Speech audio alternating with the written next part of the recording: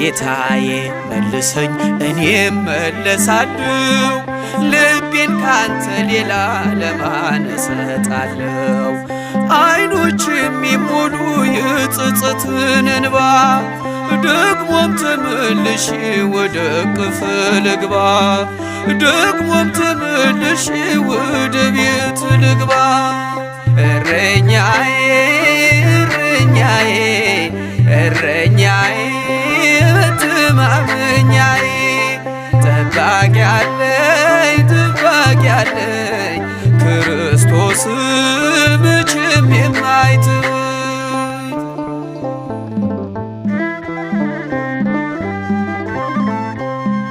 የበጎች እረኛ ቸሮ ጌታችን ያድነዋል ፈጥኖ በእርሱ ያመነውን መዝጊያን ለሚያንኳኳ